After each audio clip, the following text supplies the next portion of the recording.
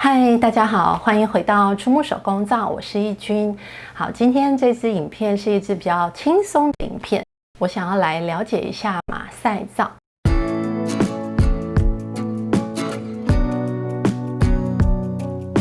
这个呢是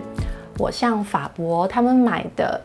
就是真正传统法国马赛那边的马赛皂哦。好。那当初呢，我是想要做一些关于马赛皂的研究，好，所以呢就先买了他们的马赛皂来看看传统的马赛皂呢到底是什么样子哦。这次呢，我就是想说，然后我来更深入的稍微了解一下马赛皂这个东西。这集影片呢，其实没有任何的厂商的赞助，纯粹是我自己的兴趣。那我的介绍的方式呢，也不是一个专业的知识的分析，就是用我自己的感受，还有我所看到的资料，那么这些心得跟大家做分享咯。这集影片呢，我也会放一个用莫妮妮的初榨橄榄油来做肥皂的记录影片。那我们就开始吧。首先呢，我们就来看看它的外观吧。我那时候一收到这个马赛皂的时候哦，我就立刻闻到呢一股很特殊的味道。那这个味道呢，它不是香味，但是也不是臭味，它就是一个很特殊的，仿佛是肥皂特有的味道哦。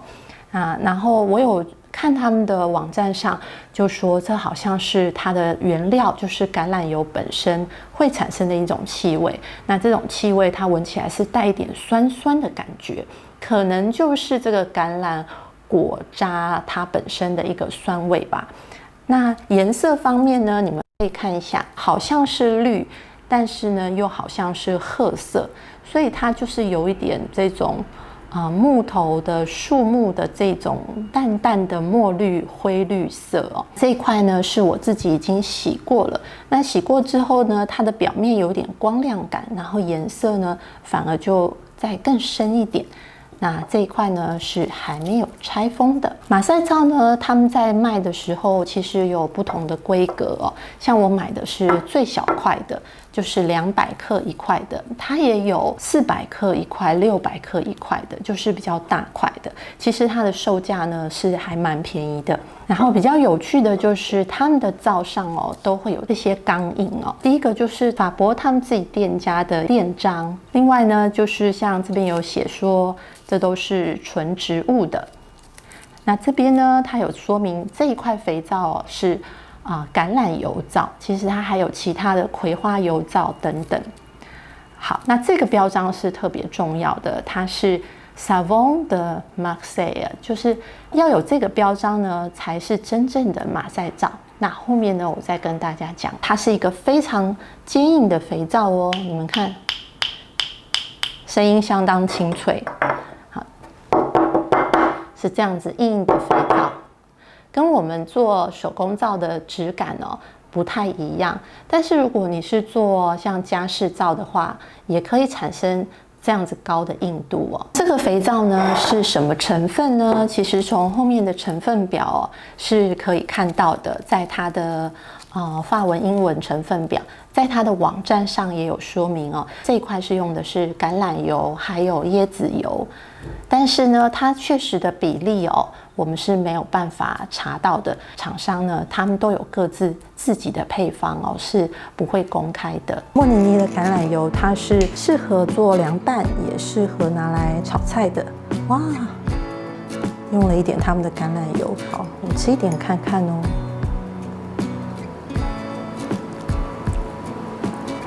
现在呢，我想要透过简单用洗手的方式呢，来让大家感觉一下这个正宗的马赛肥皂它的洗感还有泡沫大概是什么样子。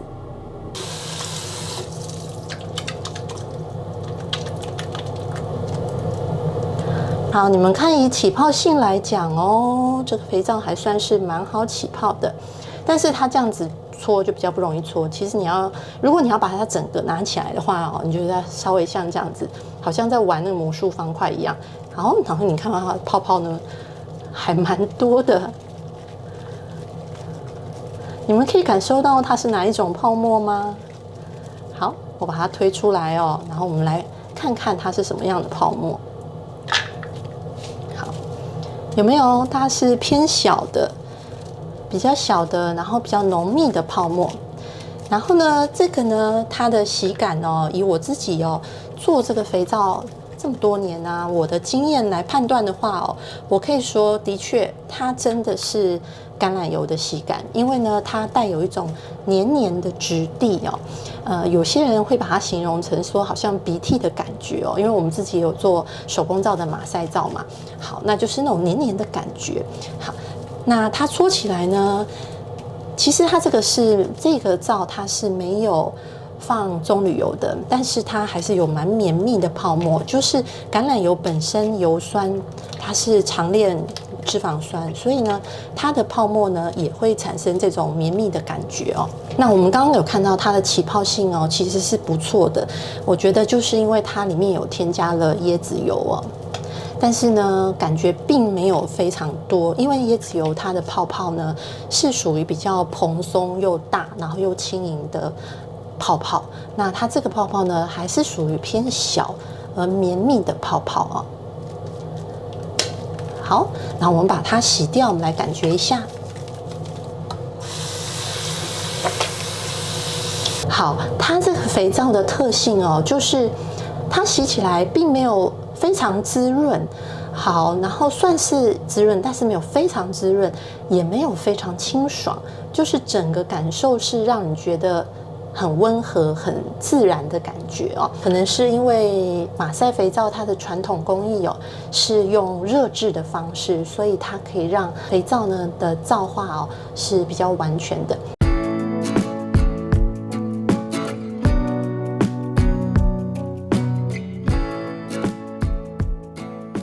我现在比较好奇的就是马赛皂呢，它其实传统上它是一个家事用皂，它可以拿来洗锅碗瓢盆，然后还有洗一些衣物哦。我就想要来用这个马赛皂来洗洗看我的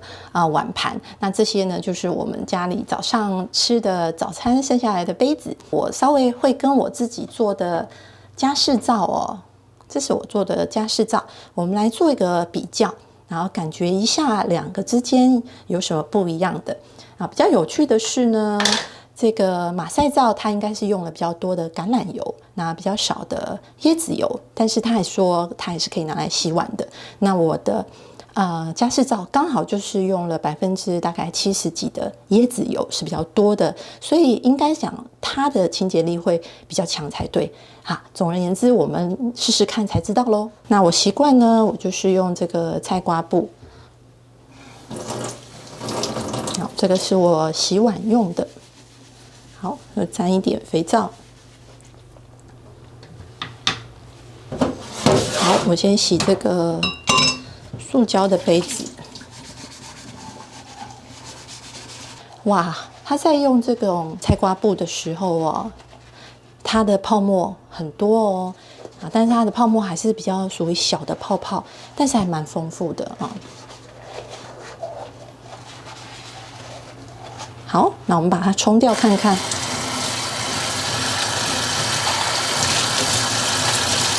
洗完我是觉得很干净，然后其实不会残留什么油油黏黏的东西。再来，我就用我自己的家事皂来洗洗看。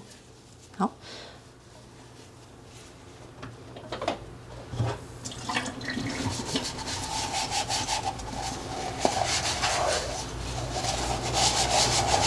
好，你看这个泡泡也是蛮多的。那其实相较于马赛皂来讲，它的泡泡是不是有没有觉得有偏大颗一点？对，这就是椰子油皂哦的特性，它就是泡沫会更多、更蓬、更大。好，那我们把它冲掉看看。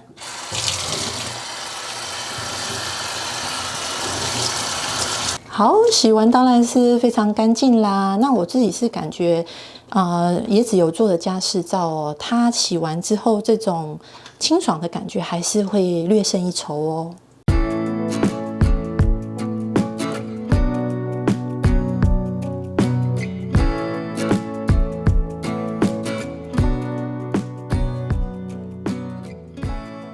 再来呢，我想要试试看呢，用这个马赛皂来洗衣服。那怎么样洗呢？我想先试试看，就是非常脏的脏污的部分，它能不能洗干净？那你看，这是我儿子他的袜子哦，他有的时候在公园就脱鞋子下来跑了，所以他袜子有时候都很脏。这个泡过碳酸钠什么都没什么用，唯一的方法呢，就是要拿我自己的这个家事皂，然后这样子搓，它才有办法变白。好，那呢，我来试试看，我们用马赛皂哦，搓搓看，是不是也有同样的效果嘞？好，那我们试试看吧。像洗衣服哦，也可以就是拿家事皂，然后这样子在水里面哦，就稍微这样子涮一涮，然后就会有很多的泡泡，然后跟肥皂。那到时候你们就可以洗好任何呢你想要手洗的衣物都可以。好，那我现在呢就先用这个马赛皂来搓搓看。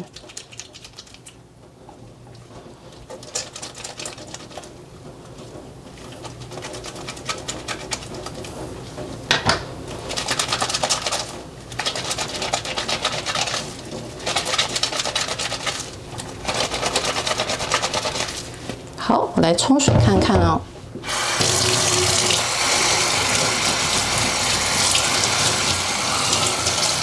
你们看有比较干净吗？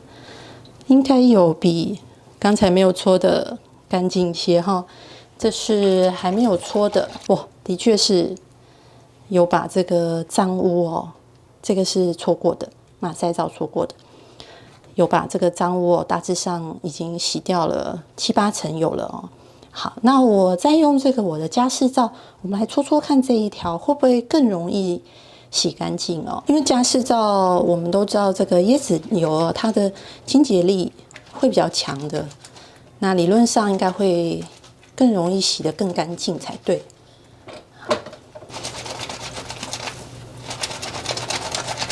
我感觉好像是真的清洁力比较强哦。就是搓的次数不用这么多，但是污垢就已经大致上掉了啊，冲掉看看吧。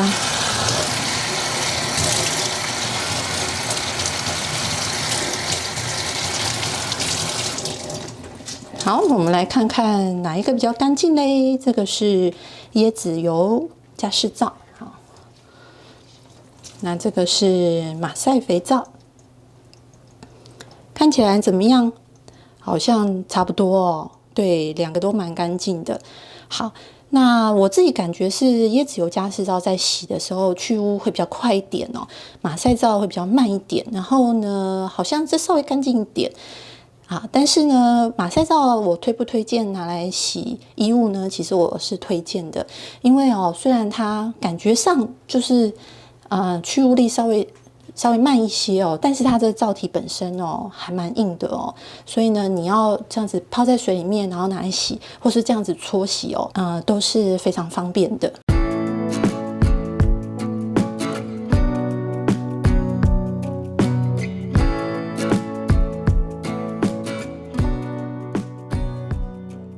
马赛肥皂哦，还有一个功能就是它可以拿来刷牙。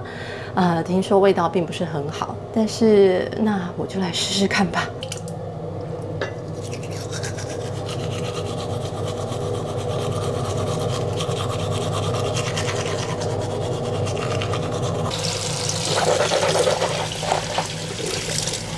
好，我刷好了，刷起来的感觉就是刚开始还好，没什么味道，泡泡越来越多的时候，你就会觉得有一点苦苦的。好，那我现在把它全部漱掉呢，在舌头上有一点辣辣的感觉，可能就是肥皂本身的那个味道吧。但是整个漱掉之后，你会觉得口腔还是蛮干净的哦。最后呢，我就要来试试看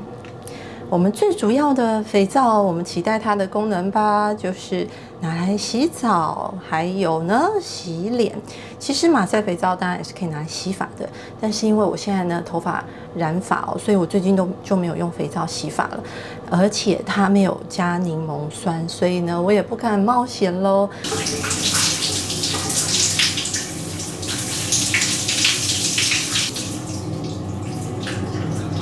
好，刚才短暂的洗了个澡，那我现在就来跟大家分享一下用马赛皂沐浴我们的肌肤呢，它是什么感觉哦？好，首先呢，我因为在淋浴间呢，我是用这个莲蓬头这样子大量的水冲下来，所以我瞬间就可以感觉到说，这个肥皂呢，它就可以产生到比较多又比较大的泡沫哦，就是会比较像加了椰子油的肥皂了。再来就是马赛皂呢，洗在皮肤上的感觉哦，是很光滑的哦，这一点还算不错，有一点像我们加了一些蓖麻油的肥皂的感觉。它洗完之后，不管是洗脸啊，还是洗澡啊，洗完之后呢，你的皮肤呢都不太会有很刺激的感觉，也是算蛮舒服的。那么我觉得这一点就蛮好的，但是其实也要看个人的肤质。比如说也许你是油性的肌肤啊，那可能你会觉得它稍微不够干爽，这也是很正常的，因为它是用橄榄油做的肥皂嘛。好，那唯一呢，我觉得可以比较挑剔的一点，那当然除了它的香味是没有香味，然后带一点酸味之外，就是它在洗脸的时候哦，它会稍微有点刺激眼睛。那我猜想是马赛皂它的 pH 值可能比较高，但是我自己是没有测啦，但是我推测是这样子哦，因为我们用油酸，就是橄榄油油酸比较多的肥皂，它的 pH 值都是会稍微高一点的，所以我刚才拿来洗脸的时候，我会觉得眼睛稍微有一点刺激。给各位看一下哦，我刚才呢从淋浴间拿出来肥皂哦，那这里呢就是会有这个黏黏的皂胶的状态。那是因为我把肥皂呢放在那个盘子上，那盘子本身是没有沥水的功能，所以它就是有点泡水。那泡水的时候就会有这种黏黏的皂胶。那有做手工皂的人应该都了解哦。如果你的肥皂当中的橄榄油或者是其他油酸比较高的油就比较会有这种皂胶。那么这呢也可以看得出来，它是一个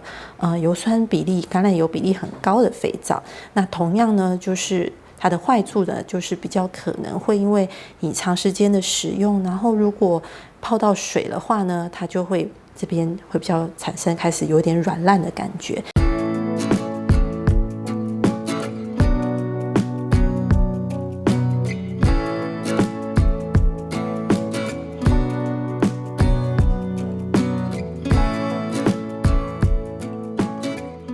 你们可以上法博的网站就可以找到很多有关于马赛皂是什么它的一些相关的资讯。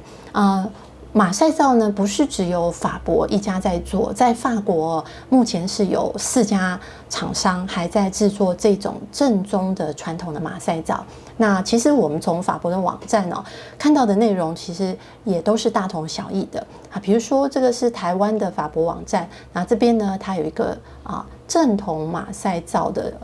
相关的新闻，就是法国政府教你辨识什么是正统的马赛皂。好，那比如说我们就看到下面它其实就是有一份最近出版了一份就是官方的指南它就讲说怎么样的马赛皂呢才是真正的马赛皂，因为在市面上有很多声称自己是马赛皂，但其实80%都不是真正的马赛皂那因为真正的马赛皂它是有一些固定的规范的。这边有一个联盟，大家可以了解一下，就是 Union of Professional Makers of Savon de Marseille， 就叫 UPSM， 它是马赛皂专业制造的联盟，是由法国马赛皂工会所组成的非营利的单位好，那他们呢有一个 Savon de Marseille， 就是马赛皂的标章。好，大家看看，就是这个标章，我刚才有给大家看的肥皂。它上面呢要打有这个钢印才是正宗的马赛皂。好，这边就有一个像是法博马赛皂的 Q&A， 那你可以点进去看看，像是什么是正统的马赛古法如果你对于传统正宗的马赛皂有兴趣的话呢，也可以来上去了解一下。另外，你们也可以到法博呢在他们自己总公司的网站上哦，它有英文的，你们也可以上去看一下。那这里也可以找到很多的一些资讯，当然是商品资讯之外，也有一些关于马赛皂的介绍的资讯。我们已经用了马赛皂了哦，那我们一定很想知道这个马赛皂哦，它到底是怎么制作的？那我们现在呢，就用这个法博他自己的官方网站的介绍呢，来跟大家简单的讲一下哦。好，然后你们首先看到马赛皂，它有一个最特别的地方呢，它是在一个大的锅炉里面用煮制的方式，跟我们做的冷制手工皂完全不一样哦。那你可以看到站在旁边的这个人呢，就是他们的一个制造师哦。那像这样子的一个职业哦，通常都是从有点像父传子的方式哦，一代一代的传下去。那它其实应该是说，它是介于这种经验的传承，然后当然有现代的科学、化学方面已经介入了。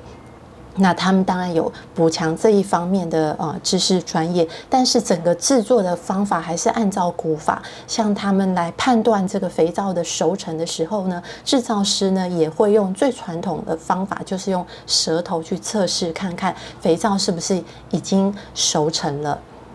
好。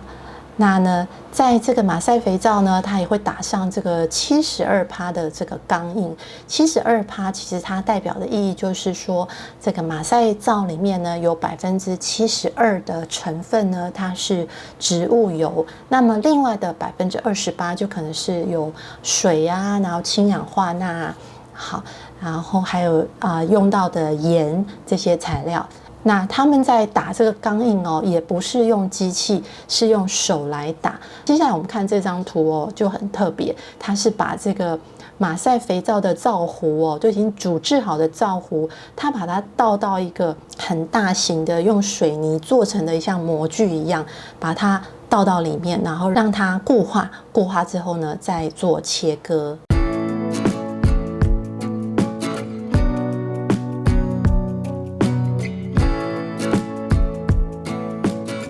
来看一下马赛皂的一些规范，还有它的制造工艺哦。好，那呢，我们可以先看一下这边呢，就是有一些比较重要的资讯，就是什么是马赛皂，什么不是马赛皂哦。那马赛皂第一个就是它一定要在马赛或是马赛地区制造的才算哦。那它呢，必须要透过一个传统的方法，就是像我们刚才看到的，在锅炉里面制造的肥皂。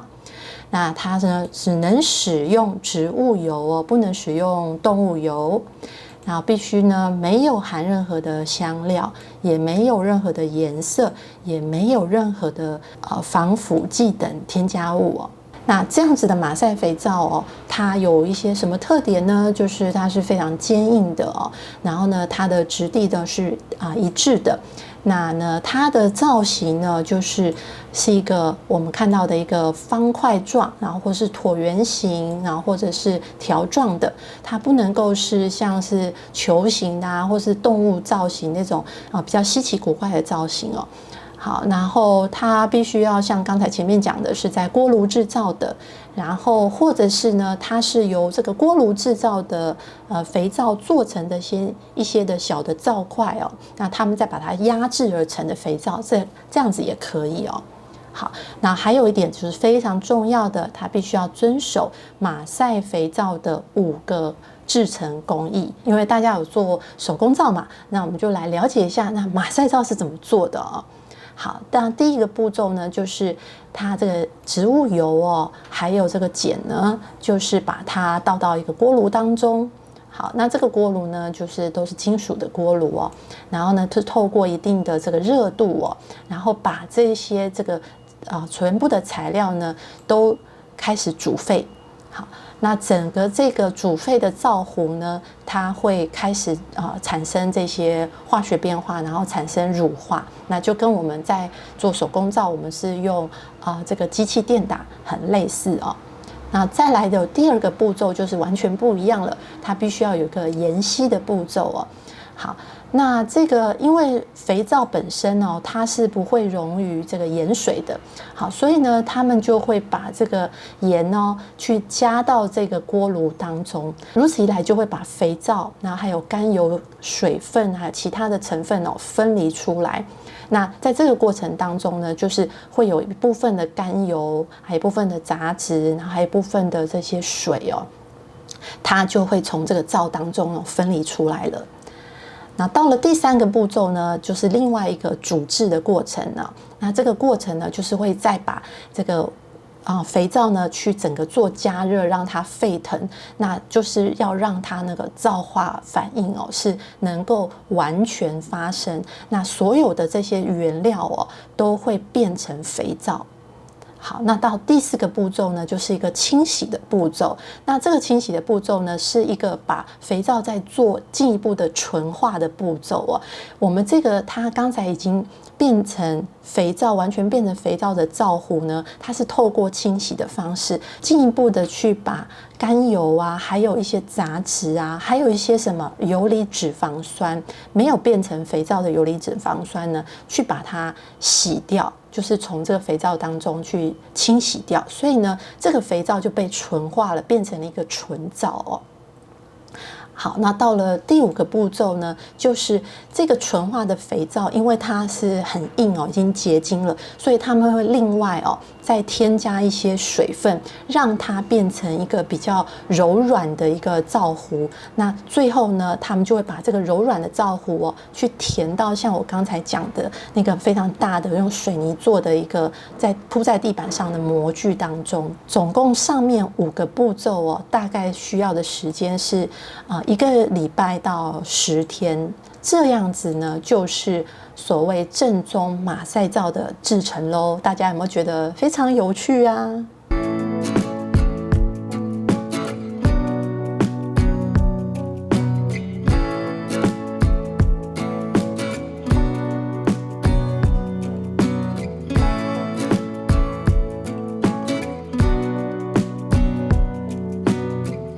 我们这一集呢，很完整的认识了马赛皂关于它的各种用途啊，还有它的喜感啊，还有它的传统工艺啊，它的认证标章等等的，我们大致上都已经了解了。那我来跟大家分享一下，我用了马赛皂之后，我自己的感觉是什么，我的心得是什么。我觉得如果呢，你自己本身是一个很追求简单、天然、环保的人呢，那么马赛皂应该蛮适合你的，因为它的用途很广，你可以用1颗马赛皂就完成你大部分的清洁的工作。它在家事皂上是有一定的清洁力的，那它用来洗澡跟洗脸呢，也是蛮温和的，而且它的皂体很硬啊，虽然它会有一点皂胶，如果你有泡到水的话，但是它比较不会像我们自己手工皂做的马赛皂。质地会比较偏软黏一些哦，而且它因为它的工艺的方式，它是没有多余的游离脂肪酸的，所以理论上呢，它可以摆的时间比较长，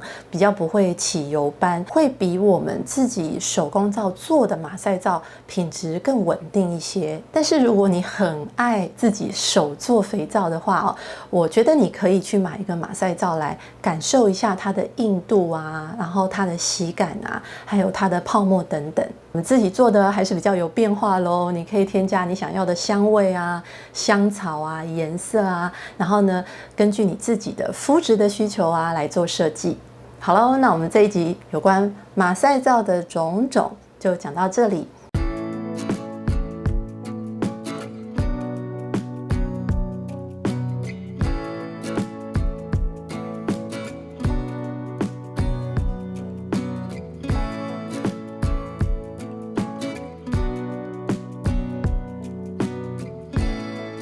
那我们下一次再见喽，拜拜。